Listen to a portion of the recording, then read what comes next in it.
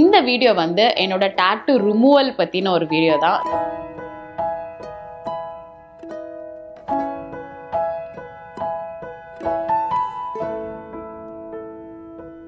So இருக்கிறதுலே எனக்கு ரொம்ப டிஃபிகல்ட்டாக இருந்த பார்ட் வந்து இந்த பார்ட் தான்.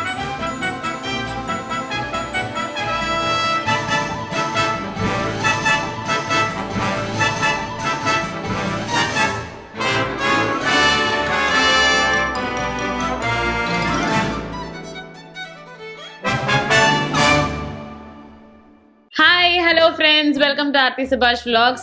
ஸோ இன்றைக்கி நம்ம வீடியோவில் வந்து என்ன பார்க்க போகிறோம் அப்படின்னா, நான் வந்து டாட்டூ போட்டிருக்கேன் அப்படின்றது வந்து நிறைய பேருக்கு தெரியும். என்ன டிசைன் எதனால் போட்டிங்க அப்படின்லாம் நிறைய பேர் கேட்டுட்டு இருந்தீங்க. பட் இந்த வீடியோ வந்து என்னோட டாட்டூ ரிமூவல் பற்றின ஒரு வீடியோ தான். ஸோ செல்ஃப் டியூன் ஏஸ்தெட்டிக்ஸ் அப்படின்ற ஒரு கிளினிக்கில் தான் வந்து என்னோட டாட்டூ வந்து நான் ஒரு 3 months ரிமூவ் பண்ணிகிட்ருக்கேன். ஸோ டாட்டூ ரிமூவல் ப்ராசஸ் எப்படி போகுது and how painful it is அப்படின்றத சொல்கிறதுக்காக தான் இந்த வீடியோ.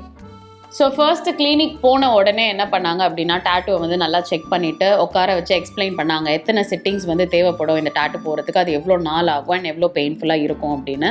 ஸோ எனக்கு தெரிஞ்ச வரைக்கும் நான் போட்டிருக்க இந்த சைஸ் டாட்டூ ரிமூவ் ஆகிறதுக்கு வந்து ஒரு 6 months to and completely remove ஆகிறதுக்கு 1 year வரைக்கும் ஆகலாம். ரீசன் என்ன அப்படின்னா, நான் ஒரு சிட்டிங்கில் மொத்தமாக வந்து ரிமூவ் பண்ணலை. ஏன்னா எனக்கு வந்துட்டு ஷூட்டிங்லாம் இருக்கிறதுனால சம்டைம்ஸ் நான் மேக்கப் போட வேண்டியதாக இருக்கும், ஃபுல் ஹேண்ட் போட வேண்டியதாக இருக்கும் அண்ட் இன்ஃபெக்ஷன் ஆகிடுமோன்ற ஒரு பயம் இருந்துச்சு. அண்ட் பெயினுமே வந்து எனக்கு பேர் பண்ண முடியுமான்னு தெரியாததுனால இவ்வளோ பெரிய டாட்டூவை நான் கட் பண்ணி பார்ட்டாக தான் ரிமூவ் பண்ணேன். ஸோ அதனால தான் ஒரு 1 year கிட்ட எனக்கு டைம் ஆக போகுது இந்த டாட்டூ வந்து ஃபுல்லாக ரிமூவ் பண்ணுறதுக்கு. ஃபஸ்ட்டு கிளினிக் போன உடனே டாட்டூவை செக் பண்ணிவிட்டு என்ன பண்ணாங்கன்னா, கிளென்சிங் போட்டு ஃபுல்லாக, அதாவது உள்ள டஸ்ட் இருக்கும்போது ட்ரீட்மெண்ட் பண்ணக்கூடாதுன்றதுனால ஃபுல்லாக க்ரீம்ஸ் போட்டு கிளென்ஸ் பண்ணி நீட்டாக ரிமூவ் பண்ணிட்டாங்க.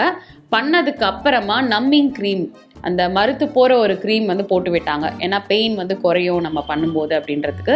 ஸோ நம்மிங் க்ரீம் போட்டு ஒரு 15 to 20 minutes அப்புறம் தான் ப்ரொசீஜரை வந்து ஸ்டார்ட் பண்ணாங்க. வாழ்க்கையில் வந்து சின்ன வயசில் நம்ம தெரியாமல் பண்ண தவறுகள் என்ன சொல்றது, பிடிக்காத டாட்டூ தான் எடுத்துருங்க, அவ்வளோதான். எதுக்கு பெயின் இல்லை அப்படின்னு சொல்ல மாட்டேன், ஆக்சுவலி பெயின்ஃபுல்லாக தான் இருந்தது. பட் ஆனால் ஃபர்ஸ்ட் டைம் லேசரில் வந்து ஒவ்வொரு ஷாட் கொடுக்கும்போதும் வந்துட்டு ஆச்சரியமாக இருந்தது. ஏன்னா அப்படியே டோட்டலாக அந்த வேனிஷ் ஆகிற மாதிரி, அந்த டாட்டூவே மறைகிற மாதிரி இருந்தது. ஆனால் அது உண்மை கிடையாது. ஏன்னா அவங்க ஒவ்வொரு லேசர் ஷாட் கொடுக்கும்போதும் இந்த மாதிரி புள்ளி புள்ளியாக ஒயிட்டாக வருது இல்லையா, இது வந்து அப்படியே மறையாது. நம்ம வீட்டுக்கு போனதுக்கப்புறம், அதாவது நமக்கு டாட்டூ ரிமூவல் பண்ணிவிட்டு அதுக்கு மேலே வந்து டீ பேக்னு ஒரு ஆயில்மெண்ட் போட்டு அமுச்சு விட்டுருவாங்க. ஸோ அந்த ஆயில்மெண்ட்டை நம்ம ரெகுலராக யூஸ் பண்ணணும். யூஸ் பண்ணிவிட்டு கொஞ்ச நாள் கழித்து அந்த புண்ணு ஆறி, இப்போ நமக்கு அடிபட்டால் எப்படி புண்ணு வந்து அந்த பக்கு மாதிரி வந்து ஆறி விழுமோ அந்த மாதிரி அந்த டாட்டூ வந்து விழும். ஸோ அதனால் பண்ணும்போது எப்படி வந்து அந்த டாட்டூ வேனிஷ் ஆகுதோ அது உண்மை கிடையாது. கொஞ்ச நாள் கழித்து அது ஹீல் ஆனதுக்கப்புறம் ஒரு லைட்டாக, ஒரு ஷேட் நமக்கு லைட்டாக இருக்குமே தவிர ரொம்பலாம் டிஃப்ரென்ஸ் தெரியாது ஃபஸ்ட்டு சிட்டிங்கில். ரொம்ப முக்கியமான ஒரு கண்டிஷன் என்ன சொன்னாங்க டாக்டர் அப்படின்னா வந்துட்டு, நம்ம டாட்டூ ரிமூவ் பண்ணதுக்கப்புறம் நம்ம கை வந்து தண்ணியில் வந்து படக்கூடாது.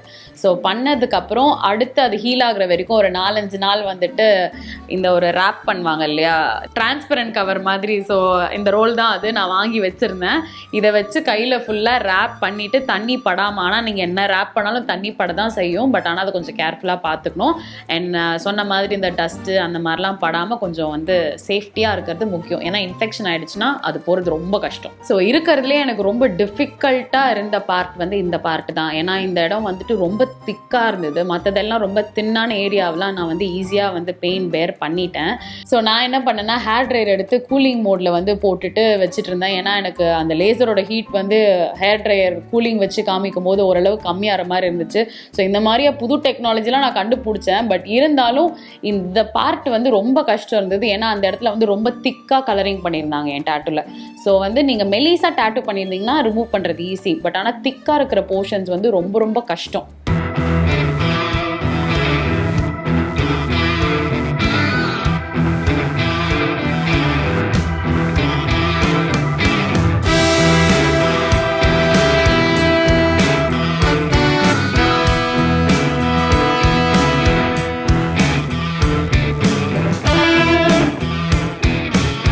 ஸோ இப்போ வரைக்கும் ஒரு 50% வந்து என்னோட டேட்டூ ரிமூவல் வந்து முடிஞ்சிருக்கு அப்படின்னு நான் சொல்லுவேன். மேபி பார்க்குறதுக்கு வந்து கொஞ்சம் பயங்கரமாக இருக்கும். நிறைய பேர் இன்ஃபெக்ஷன் ஆகிடுச்சா, புண்ணாயிடுச்சா, புதுசாக டேட்டூ போட்டிருக்கீங்களா அப்படின்லாம் கேட்பாங்க.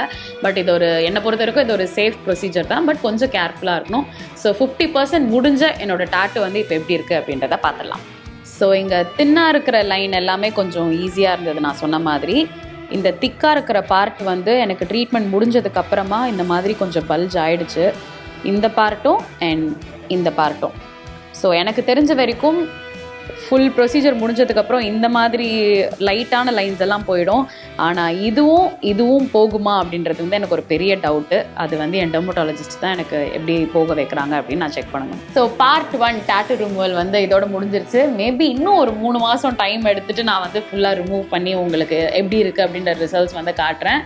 அண்ட் இதே மாதிரி இன்னொரு வீடியோவில் வந்து உங்கள் எல்லாருமே மீட் பண்ணுறேன். அண்ட் வேறு என்ன மாதிரி வீடியோஸ்லாம் நீங்கள் எங்கிட்ட எக்ஸ்பெக்ட் பண்ணுறீங்க அப்படின்றதையும் மறக்காமல் வந்து கமெண்ட் செக்ஷனில் ட்ராப் பண்ணுங்கள். So until then it's bye from Aarthi சுபாஷ்.